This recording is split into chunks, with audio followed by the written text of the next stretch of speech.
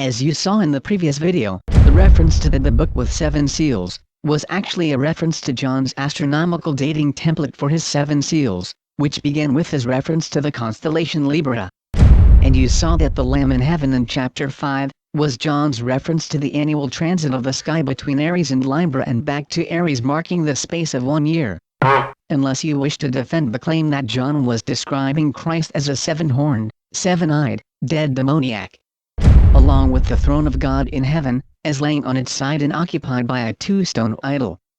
And you saw that John's astronomical dating template referred to the past, present and future, and that the symbolism of the seals were aimed at something in the past that was being reopened or revisited.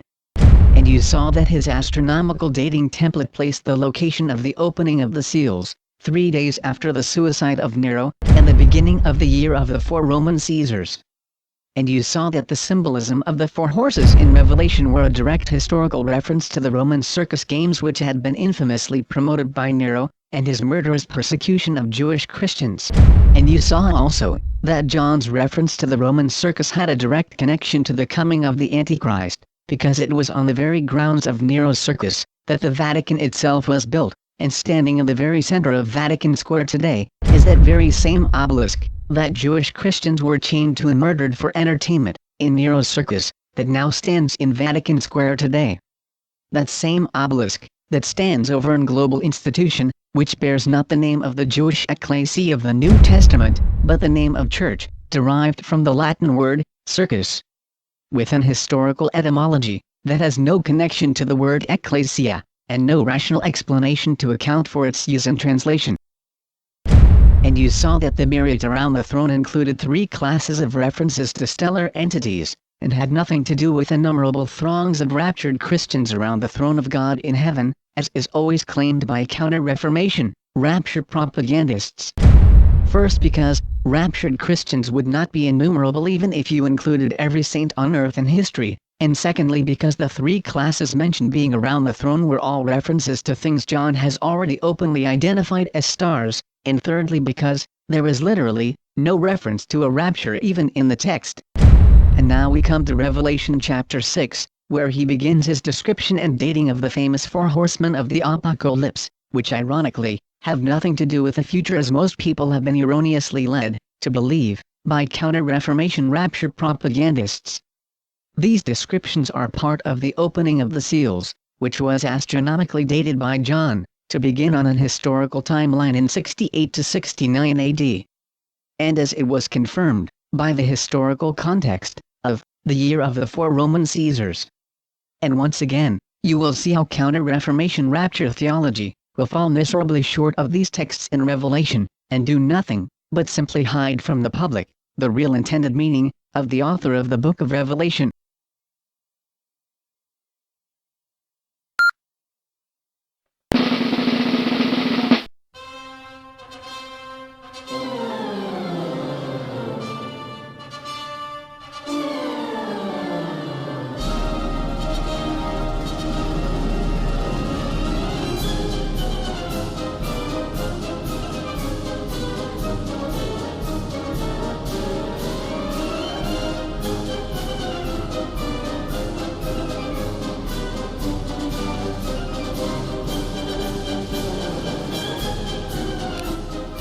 Now looky here, there was this thing on the TV the other day. Now this is how I know the rapture is really like 10 minutes away. There was this thing on TV the other day that said some fancy company named Goggle made a self-driving car. Well, let me tell you that Jesus is my co-pilot, and this here is a sign about the rapture, because it says in the Bible that in the last days, knowledge will increase. And you know, I would have never thought that. That was so prophetic, whoever wrote that, the knowledge would increase. It's just amazing how accurate some of these prophecies are. Knowledge would increase. And somebody just figured out how to make a self-driving car. Now, you know there weren't no self-driving cars when we was kids, because we weren't as close to the rapture back then. But now, boy, I'm telling you, they got so much knowledge, they done taught cars how to drive themselves. And now, I would say that is definitely a sign of the end times. Because anytime a car can drive itself, and it don't need no humans no more, means everyone on earth could just disappear in the rapture. And the cars would just keep driving themselves on the streets for the Antichrist like nothing ever happened. He wouldn't even know anybody was gone, because the cars and buses and everything would just keep on going. And it'd be like, where'd everybody go? The cars are still going, and the airplanes and the buses and everything's still going on. So that's definitely a sign about the rapture. Oops. What was that?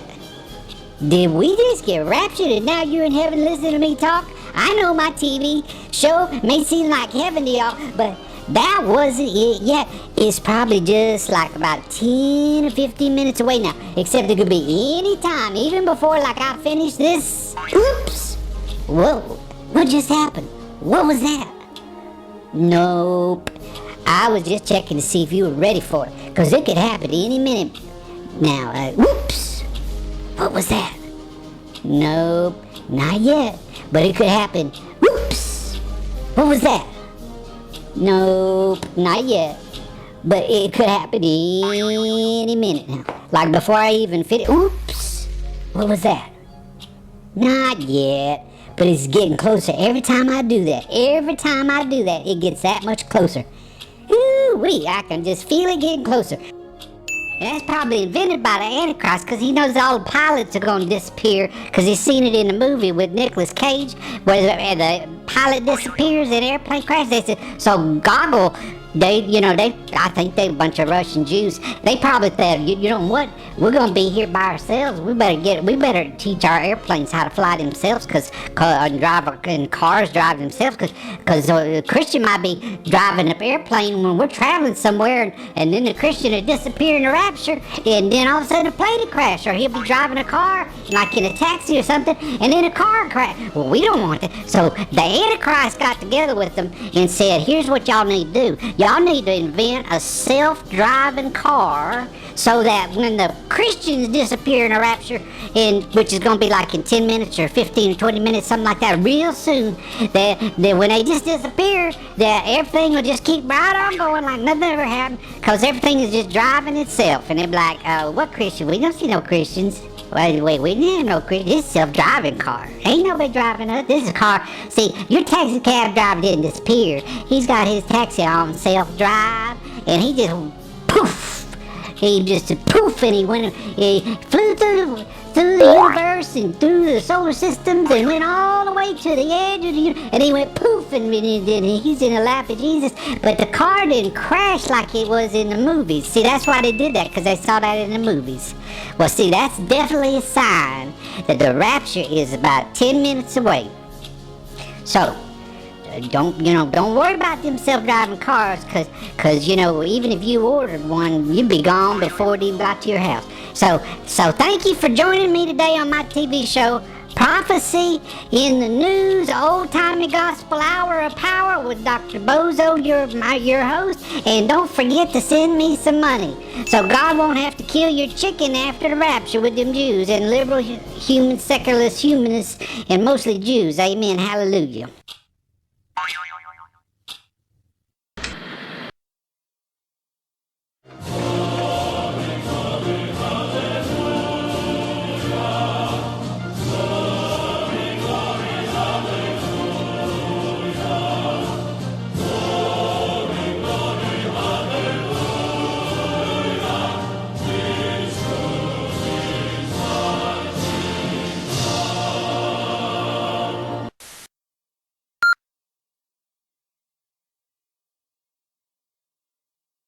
Once you know, these events begin in 68 to 69 AD, with the year of the 4 Roman Caesars, and not thousands of years from the time they were written. The rest of the book becomes almost self-explanatory.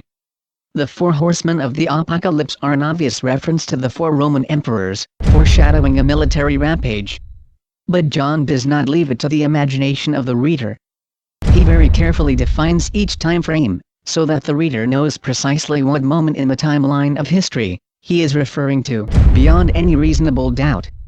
And as you will see from the texts in the original language, the references John makes during his descriptions are quite detailed, to the specific facts of contemporary history during this time. When religious leaders take these texts and manipulate them from the ambiguous translations in English, to refer to events thousands of years from the time of the author, they are simply not being honest with either themselves or their own audiences, or with the broader public. Because even if you knew absolutely nothing about John's astronomical dating template, John's references to historical context make it more than obvious he is referring both to Rome and its military exploits in his own day. You are also about to see, however, why these texts are intentionally hidden from the public. Because they also bring a very explicit theological message that will run completely opposite to pretty much everything the Counter-Reformationist wants people to hear and think about the Book of Revelation. And that is why they have worked so hard to flip the script in these texts. As a viewer of this channel and this series, you are getting the opportunity to see what theologians know about these texts, and simply choose to withhold from the public. The motivations for why they are doing this are a matter of record. They identify with the customs, practices and theological lineage of the Nicolaitans, which are condemned as antichrists by John. So an entire theological construct has been created to bury their historical origins under public disinformation. And much of that construct comes from the Book of Revelation, knowing that the general public has very little knowledge about what is found in its texts, in the original language. That has been apparently intentionally buried by church translation boards.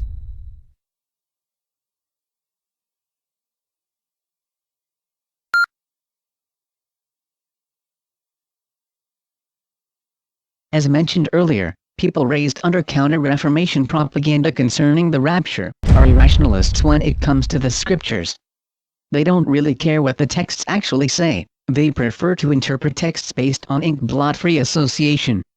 If a word sounds like something in their own imagination, then that is what it is, no matter what it actually says. So we can assume that the victim of Counter-Reformationist propaganda has once again simply ignored everything up to this point again.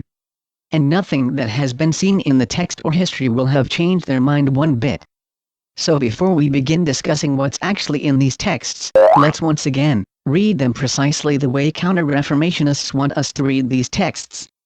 Let's pull the Counter-Reformationist canvas out of the closet once again, to see what kind of picture their interpretation creates concerning God's plan for the world. Since that is what they tell us this is all about. And let's see what they want us to think about God's plans for the world, and for His people in it. You have already seen that they want you to think God's throne in heaven after the rapture is fallen over and occupied by a two-stone idol. And they want you to think Christ after the rapture is described by John as a seven-eyed, seven-horned dead demoniac. So now let's see what they want us to think is God's plan for the world.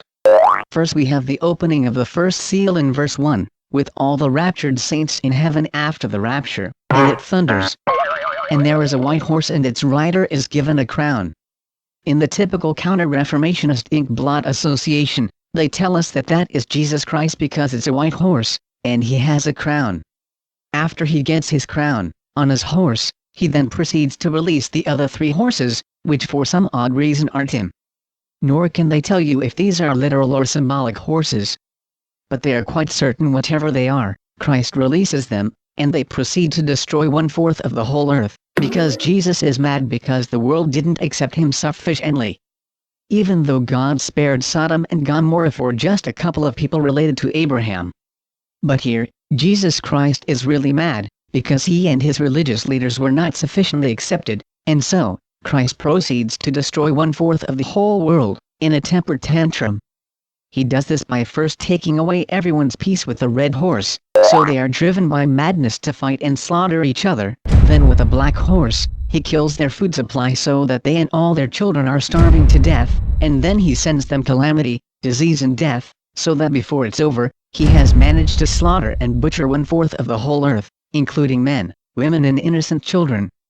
And if you read on down in the chapter, he's also managed to somehow indiscriminately kill over 100,000 of his own saints in the process.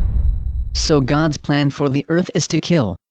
As you will see in a minute, it is not simply an accident that they insist on associating Christ with that white horse, as the leader of all this global murder and mayhem.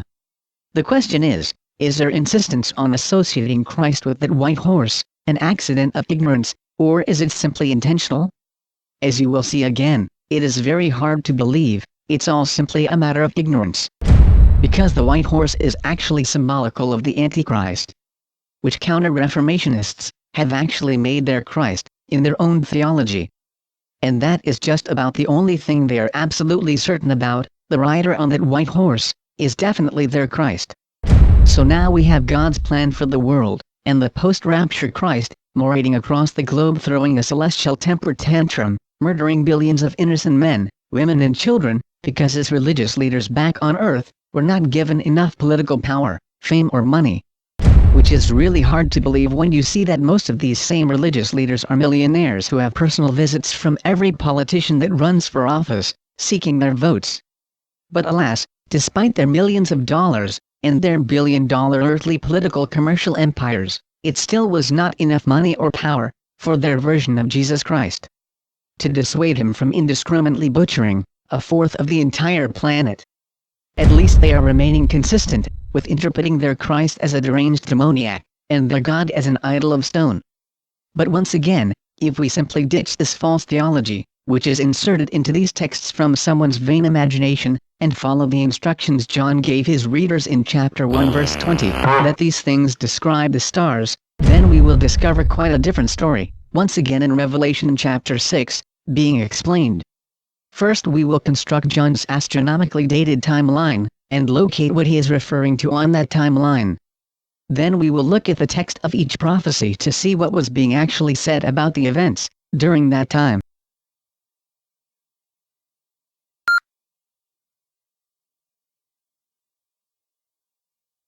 As you saw in the opening of the seals, John is referring to past events, but they are past events which contain an important revelation about the future coming Antichrist, which will actually appear in the fifth trumpet.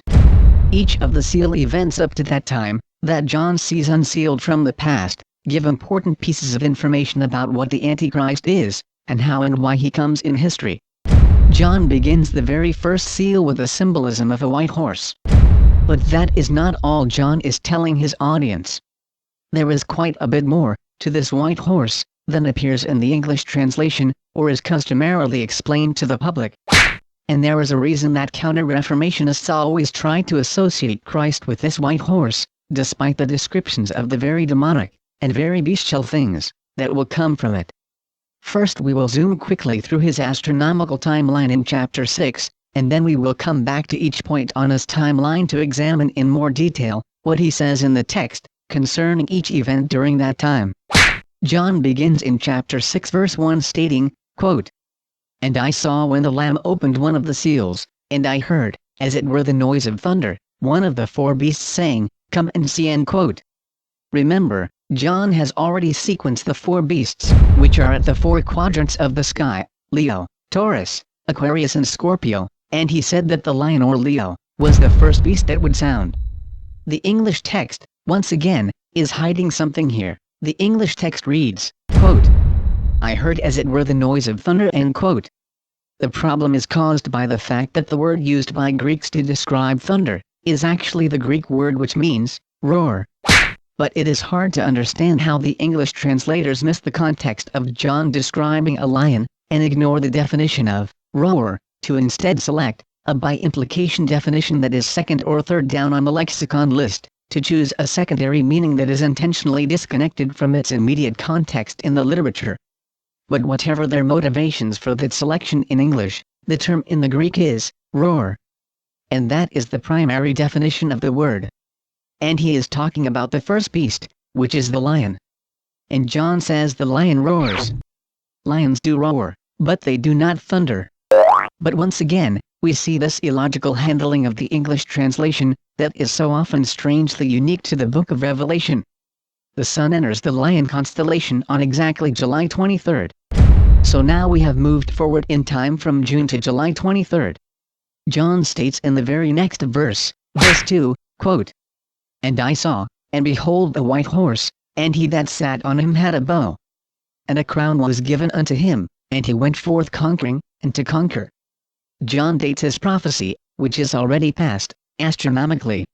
He says he sees a horse with a rider on it with a bow, which is a clear reference to the constellation Sagittarius, and John states that he is given a crown. John has already told his readers that the 7 stars are the messengers for these prophecies, and this is a direct reference to one of the 7 stars, or what we call planets today. The crown planet, referred to in Greek as Chronos, meaning crown, which is the actual Greek name for the planet Saturn.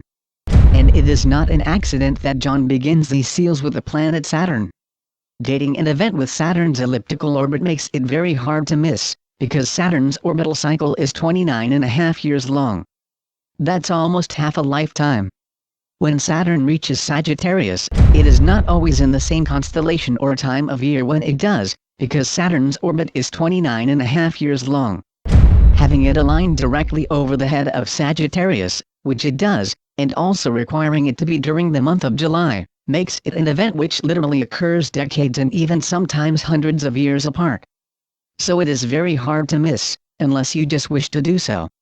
When we go either forward from 68 AD, or backward in time from 95 AD, looking for when Saturn crowns the rider on Sagittarius. In July.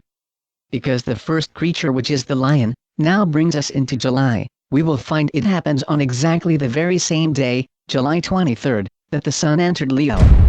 And this occurs in the year of 74 AD. Once again, the very same day, July 23rd. 2 things separated by decades and centuries, now occurring astronomically on the same exact specific day. So we have our first horse now identified and dated astronomically, and John has provided the first seal on his historical timeline as July 23rd. So let's mark the occurrence of the first seal on our timeline at July 23rd, and now look at the location of the next seal.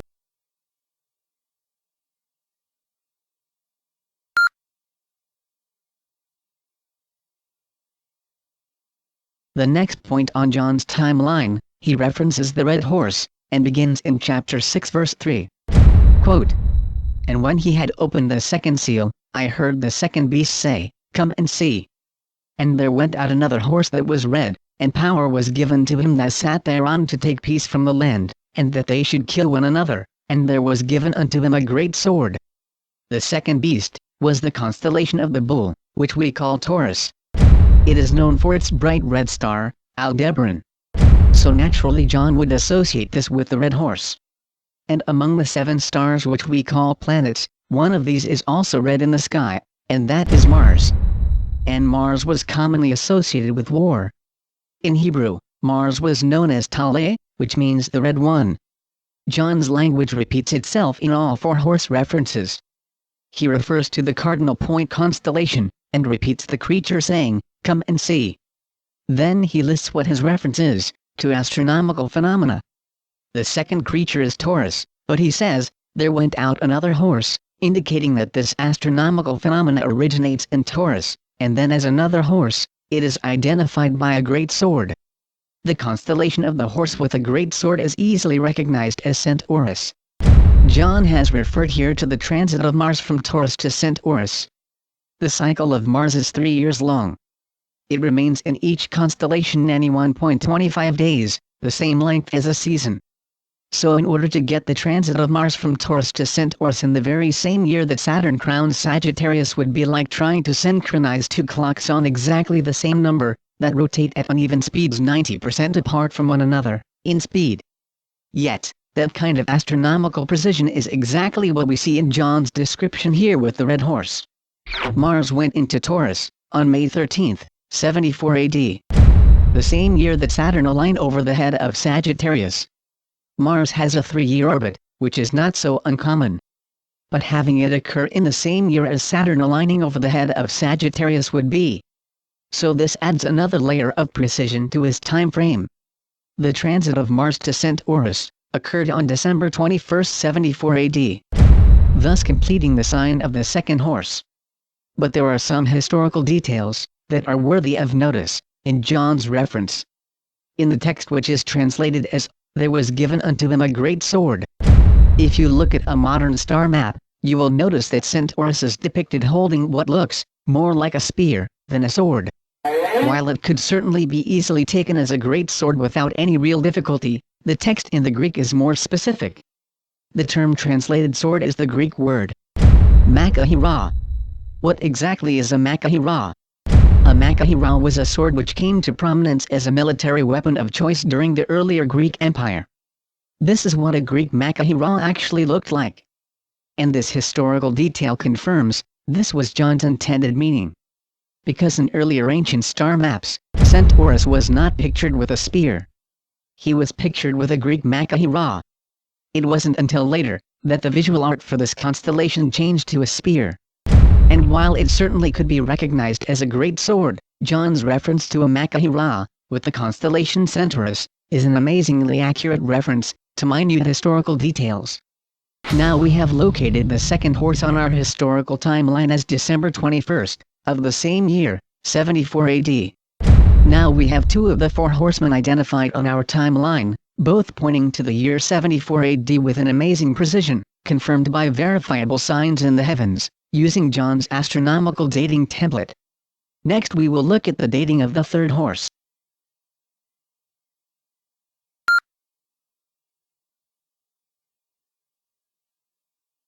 John continues describing his astronomical timeline in chapter 6 verses 5 and 6 stating, "And when he had opened the third seal, I heard the third beast say, Come and see. And I beheld, and lo a black horse. And he that sat on him had a pair of balances in his hand. The third beast was the quadrant which bore the face of a man, or the constellation Aquarius. The sun enters Aquarius between January 20th and March 14th. But there is a conspicuous change of language in this text. Here he says there is a black horse. The only thing that is black in the night sky, which is also black and can be seen, is either a new moon or an lunar eclipse. On December 10, 74 AD the new moon appeared in Aquarius, beginning what is called an Aquarian new moon lunar cycle. Lunar cycles last 29.5 days. There are 3 astronomical reference points mentioned in his description. First he mentions a horse. A horse would have to refer to a horse constellation, as it has previously already. Black is shrouded in mystery, because if it is black you cannot see it, unless he is referring to either a new moon or an eclipse. Then he also mentions that there is, what is translated into English as, a pair of balances in his hand. But if you look carefully once again, into the Greek text, we find another amazing astronomical detail. The phrase translated as, a pair of balances, is actually the Greek word, zugos, which has the primary definition of a yoke. Aquarius literally has a yoke on his shoulders that is used as a weight balance. And the word translated as, hand, comes from the Greek root word, which literally means, to pour.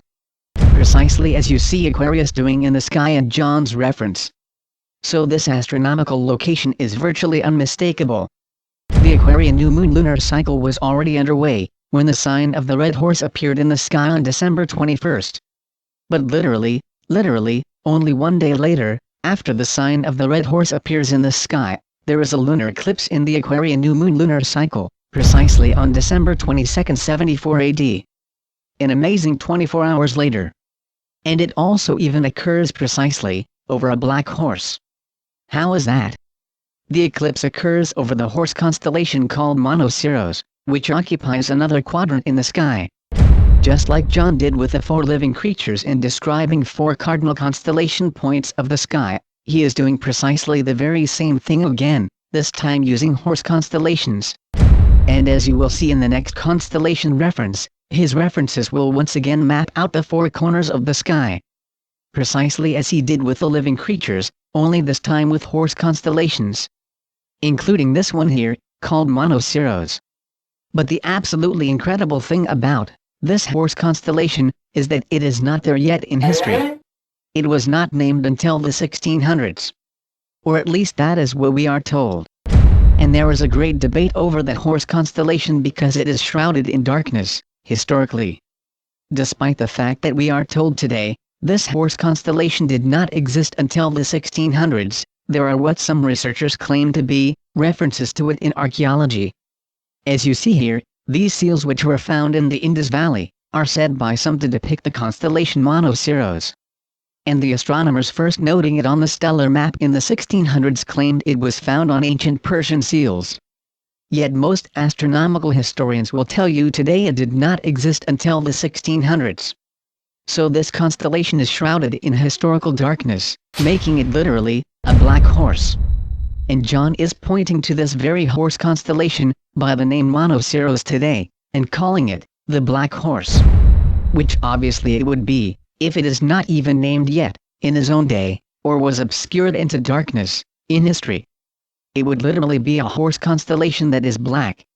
So not only did we have the new moon occur in Aquarius, with Aquarius identified both by the yoke and the pouring out, we also have in that very same Aquarian new moon lunar cycle, an eclipse, the very next day after the sign of the red horse appearing in the sky. And we have a horse constellation that is literally shrouded in darkness in history, with a lunar eclipse, positioned directly over its head, all located in the third horse constellation, quadrant of the sky, on December 22, 74 AD. And as you can already see, John is using the principle of redundancy, to make sure that there is no honest way anyone possibly could miss his references to 74 AD. So now we have the sign of the third horse, located on our timeline, as December 22, 74 AD, literally only one day after the sign of the red horse in the sky on December 21, also in 74 AD. Now we will use John's astronomical dating, to locate the last of the four horsemen of the apocalypse, the pale horse.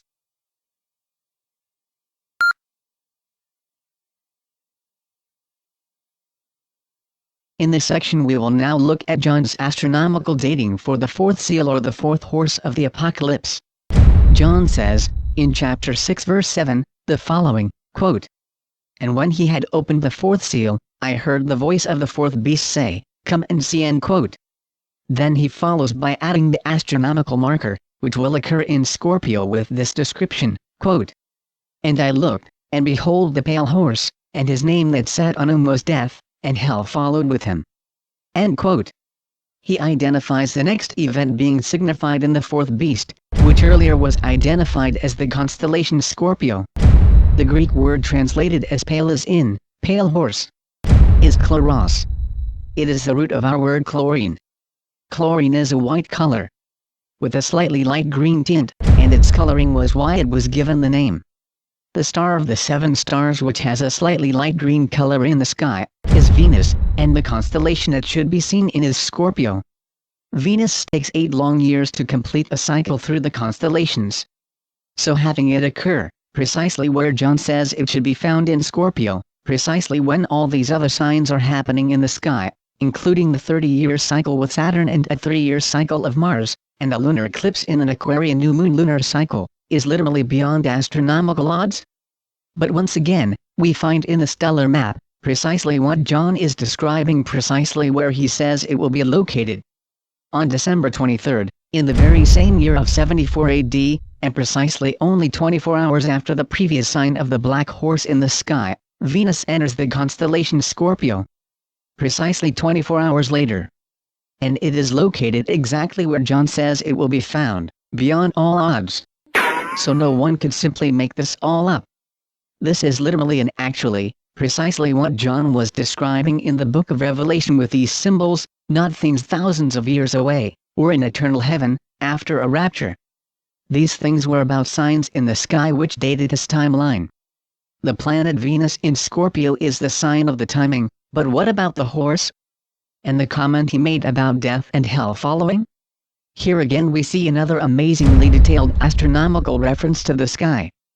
If we look for Pegasus, which we now know as the fourth horse constellation quadrant, we find that at the very same time that Venus is found in Scorpio, precisely 24 hours after the sign of the black horse, Pegasus is in a headfirst death plunge toward the Earth on the western horizon on December 25th, which today we call Christmas.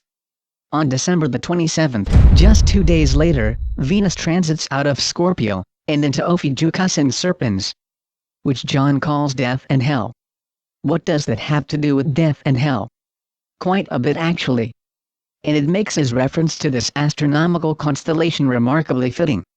Ophiuchus is an ancient constellation that goes all the way back to ancient Babylon. It was named, the city gods of Babylon. The constellation was, and still is, symbolized by a snake. Today it is called the serpent bearer, which John interpreted as a reference to Satan. The legs of Ophiuchus were in earlier star maps depicted as streams of snakes. On December 25th, the birth of Apollo, or Apollyon as the New Testament refers to him, was celebrated by the Romans. The same time Venus was actually making its transit from Scorpio to Ophiuchus in 74 AD. The constellation Ophiuchus is the constellation which in Greece was attributed to Apollo. And that is the same Apollo who was the god of Nero's circus games, and the 4 horses that race 7 circuits around the track to win a Stephanos crown, from which John took a symbolism of the 4 horses of the apocalypse. Apollo as the sun was considered the unconquered sun god of heaven, Sol Invictus. Later in Rome, Romans attributed this constellation Ophiuchus to the son of Apollo, named Asclepius, who was the god of medicine, and entitled the savior of all life. The ancient Asclepion was a hybrid temple to Asclepius, and a hospital that treated Roman nobility and famous gladiators located in the city of Pergamus. John mentions Pergamus earlier in Revelation chapter 2, and refers to it as the throne of Satan. The Greco-Roman Empire created the myth that no one ever died in the Asclepion, because Asclepius had power over all death. If you ever visit the ruins of the Asclepion today, which are in Bergama, Turkey, the tour guides will show you where they would drag a person out of the temple just before they died, so that they could maintain the myth that no one ever died there. And in a practice which is very similar to modern TV evangelist faith healers, people would come to the temple of Asclepius and make vows, offering huge sums of wealth and favors, as donations to the priest at the Asclepion, in order to be healed by Asclepius. The priests did nothing more than interpret dreams, practice local herbal remedies, which they kept in a library at Pergamus, and use religious placebo effect. They surrounded their magical treatments with lots of hyped-up religious faith and fervor, generated by very extravagant religious rituals, and large payments of wealth, to gain favor with Asclepius. Thanks primarily to the influence of the Vatican on Western civilization, the symbol of Asclepius, which is a snake wrapped around a branch, is the symbol for modern medicine today. Apollo, the unconquered son of heaven, and Asclepius, savior of all life, were represented in the constellation Ophiuchus, also known as the serpent bearer, and which John renames death and hell, as he notes the transit of Venus from Scorpio, which he calls the eagle, to Ophiuchus, which he renames death and hell. And this all occurred around Christmas, 74 AD. And we haven't even gotten into what all this means yet, in history. But when we do, you will certainly understand why the Counter-Reformation would go through so much trouble to hide it from the public. John is amazingly writing a prophetic damnation of something before it ever gets started in history. This section concludes the astronomically dated timeline for the 4 horses of the apocalypse. As you can clearly see, they all conclude around Christmas, in the year 74 AD. Next we will astronomically date the 5th seal, which is the sealing of the martyrs from the tribulation. And as you will see, John is not talking about anyone thousands of years later, as counter-reformationists already fully know.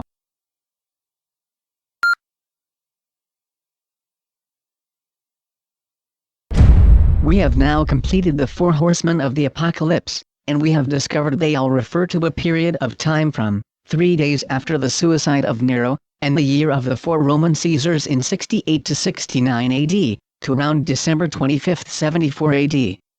Now we come to the astronomical dating of the martyrs in heaven, and as you will see in the next text, John's dating convention shifts from references to the 7 stars or planets, to something else. John states in verse 9 and 10, quote, "And when he had opened the 5th seal, I saw under the altar the souls of them that were slain for the word of God, and for the testimony which they held, and they cried with a loud voice, saying, How long, O Lord, holy and true, dost thou not judge and avenge our blood on them that dwell on the earth?" End quote.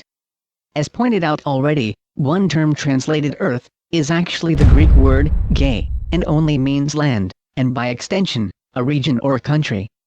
That is the term in this text here. To show how connected this narrative is to astronomical dating, and how no one could possibly make this up and just get it to fit, John once again is describing things in the heavens or the sky, and he mentions another constellation. That is the constellation of the altar. It is known in English as Era, which is Latin for altar. You saw that the previous last horse of the apocalypse was marked by Venus entering into Scorpio. Now he mentions the constellation Era, which is located just below the tail of Scorpio, in the same exact vicinity in the sky as the last horse. John is now describing a group of people who have been martyred as a direct result of the four horses, which have just preceded. So who got killed by the four horses of the apocalypse? Were those a bunch of wicked heathens, who are left behind on earth after a rapture, thousands of years in the future? No, not at all. The people who died under the four horses described in verses 1 through 8, are the same people you see now as martyrs in heaven, begging God to avenge their deaths. Rapture theology interprets the four horses as God's judgment on the whole world, led by Christ himself on the white horse of verse 1. So here they are stuck with the verse that describes the death of these faithful martyrs to be a direct result of the four horses. So they literally now have God killing his own martyrs. These horses are obviously an historical reference to Rome, and the people the four horsemen of the apocalypse have just finished killing, at least to some extent, include people who are referenced by John as belonging to God, who have died because they are faithful to God, and Rome has exterminated them as a result of their testimony. Once again we see rapture theology completely ignoring the context of these texts grammatically in the text and in history, to get verse 9 to mean something it is completely disconnected from, and has absolutely nothing to do with. Which is another clear example of nothing more than interpretation by blot-free association. And John provides a dated reference to this text once again by referring to something in the sky, with an amazing precision and accuracy. John continues in verse 11, by adding his astronomical reference once again to this period of time, quote, "And white robes were given unto every one of them. And it was said unto them, that they should rest yet for a little season until their fellow servants also, and their brethren, that should be killed as they were, should be fulfilled." End quote. Remember, he is giving us astronomical dating to locate these revelations and prophecies. We have just passed 74 AD, and he says he sees an altar, where they cry out to God to avenge their deaths. And in response, they are given white robes. This once again is a vision of heaven, or in other words astronomical phenomena in the sky. John mentions the altar constellation, which we call Era. The word Era is Latin for altar. And the next astronomical event is that the martyrs of the four horses of the apocalypse are being given robes of white. And this occurs in the sky. If you look into the sky for something that looks like white robes, you will find only one thing that fits that description, and that is a meteor shower. And that description of astronomical dating obviously refers to a meteor shower. Meteor showers are cyclical stellar events, which are caused when the Earth passes through the debris field of an asteroid or a comet. When we go forward in time from the end of 74 AD and we look for a meteor shower, we find an amazing synchronous event of back-to-back meteor showers coming from the same region of the sky as the altar constellation. The first is the Lyrid meteor shower, which occurs on April 27th, and the second, which is the Scorpid meteor shower, out of Scorpio, where the pale horse has just occurred, again in the same region of the sky, only 3 days later. All this occurs only 4 months later from the sign of the pale horse, which has just occurred around December 25th of 74 AD. Why is this point in time so important, and why does John mention it here? Because he follows the statement concerning the martyrs given white robes, referring to these meteor showers in the sky, with a time conversion reference for the final grand finale of the seals. He says that the martyrs are told to wait a little season for God to avenge their deaths. So far, the entire narrative of the seals has been a description of how, why and when those described as martyrs in verse 9 were actually murdered. There is no rapture. It is not thousands of years into the future. The four horses are not the judgment of God, the white horse is not Christ, and there is nothing in these texts that matches rapture theology, neither in its chronology, nor in its symbolism. But here John ends this text with a time conversion value, which we will look at again in our dating of the sixth and final seal, before the seventh, which opens the trumpet judgments and brings us into the present tense of John's own time of writing. The sixth seal is the entire point of seals 1 through 5. The sixth seal is the response from God to what had been done by the four horsemen of Rome. And remember, these are not simply narratives about things that have happened in history. Even though these things are past events, John is pointing to them as historical seeds which also reveal important details about the coming Antichrist. Who he is, where he comes from, and what he will do in history. Beginning in the future, prophetic fifth trumpet.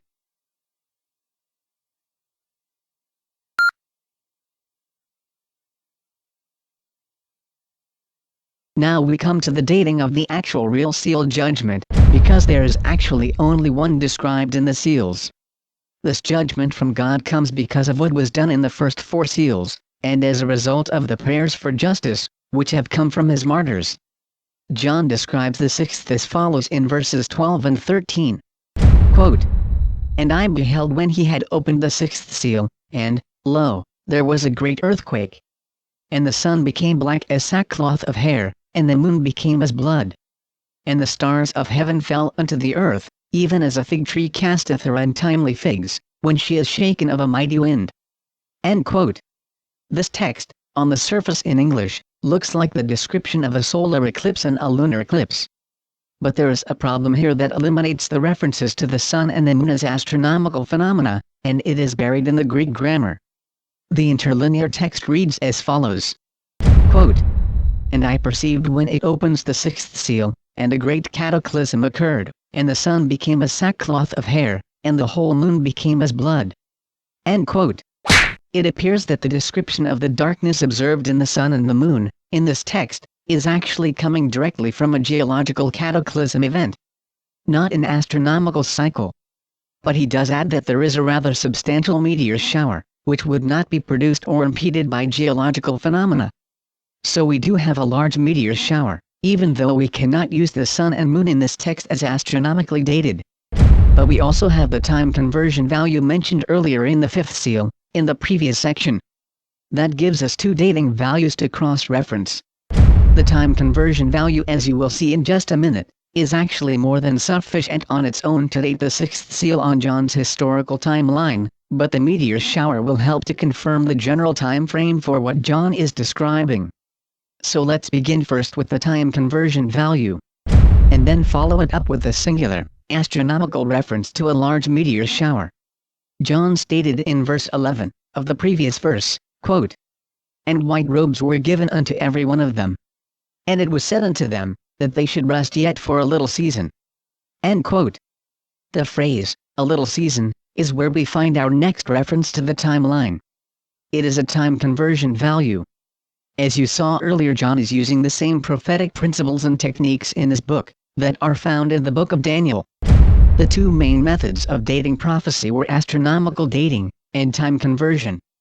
Daniel refers to 70 weeks, which is 490 days, to refer to 490 years. Here, we will discover John is doing the same thing. In the Greek, the phrase used here is, chronon micron hios. So what is a chronon micron hios? In terms of calculating time? A chronon is the Greek word for a season, which is 91 days long. A micron is a tenth, times hios, which is symbolic of 2. So that's 91 days, divided by 20. Which gives us the value of 4.5, which John is using as years. Or again, in other words, John is saying around 4.5 years later. After this reference we have the cataclysm he is describing, and he says it is also accompanied by a blackout in the sky, of the sun and moon, which cannot be dated until it occurs, but is accompanied by an unusual meteor shower. So astronomically, we are looking for a large meteor shower, approximately 4.5 years later. So in order to accurately locate John's date, we need to move down the timeline 4.5 years, and find an unusually large meteor shower, sometime around the time frame 4.5 years later, and this will pinpoint John's location on the historical timeline. When we move forward in time, looking for a meteor shower sometime around 4.5 years later, we discover, once again, precisely as John describes, there is an amazingly large synchronized triple meteor shower all on the same night, and that began on August 22, 79 AD. Meteor showers usually last for a couple of days. So that gives us the time frame range of August 22nd through the 25th, which is almost exactly 4.5 years later, from April of 75 AD. And now, we have completed the entire astronomically dated timeline for John's seal revelations and final judgment in the sixth seal. And this is what it looks like. It begins in 68 AD after the suicide of Nero in the year of the 4 Roman Caesars, when the seals are opened and the 7 planetary alignment shows up in the sky under Aries, the Lamb.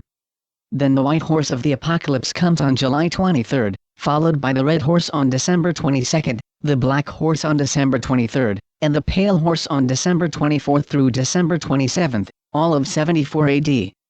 Next we come to the martyrs before the throne robed in white robes, which referred to the altar constellation, era, and the coming of the Lyrid and Scorpid meteor showers, which occurred on April 27th and April 30th 75 AD. Then we have the time conversion reference of 4.5 years from 75 AD, which brings us to 79 AD, and finally the mega meteor shower that occurred on August 22, 79 AD, which gives us the approximate location of the final sixth seal judgment, around August 22 to August 25 of 79 AD. Now we will go back through the descriptions of each of the events on John's astronomically dated timeline, ending in the final seal judgment, and closely examine the language and meaning of what John was revealing. And as you will see once again, what John was describing was clearly something that has occurred in history, and is being intentionally suppressed by counter-reformationists who simply don't like what John was saying, and want to keep it hidden from the public, while at the same time, pretending to be religious leaders, dedicated to teaching people what the scriptures teach. The sad truth is, those kinds of religious leaders are there, precisely to make sure the public never find out what the scriptures do teach.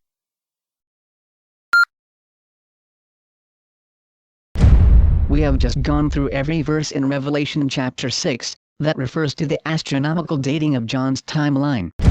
These are the events John describes as in the heavens, with the 7 stars. Now we will go back through, and look at the events he describes on earth, that are occurring on his timeline, and examine a few points from the Greek text to further explain, clarify and illustrate what John is revealing to his readers.